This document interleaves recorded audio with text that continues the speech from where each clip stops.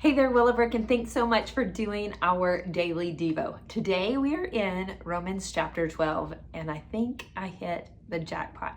I mean, really, I love Romans chapter 12 because within the book of Romans, what's happening is that in these last 11 chapters, we have looked at the gospel. We have looked at the realities that we simply cannot earn salvation. That it is only by the grace and the mercy of God that we are rescued from our sin. And so when we get to chapter 12, it puts some skin on the gospel. It takes us from all the knowledge now into what do we do with it, specifically when it comes to relationships. So here's what I want you to do.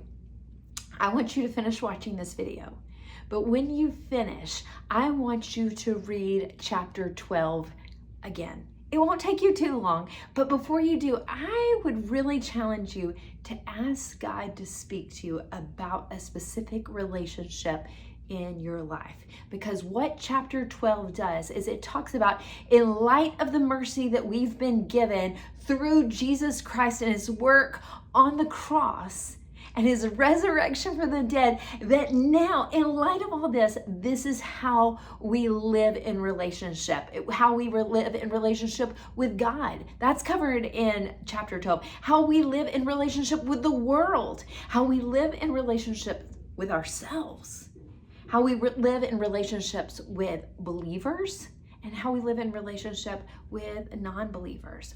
All of these are things that we experience in our real life.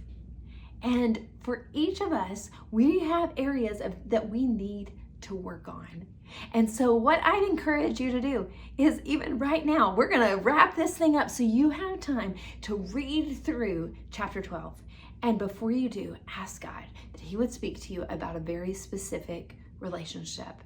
And if you find yourself struggling in those relationships, and one or more of those relationships, would you ask God to let you look at that relationship in light of the mercy that he's given you, in light of the gospel, that we would major on the things that are the most important, and that God and the Holy Spirit that lives in you might speak to you. Oh, Willowbrook, I love you, and I hope that you'll have a happy day.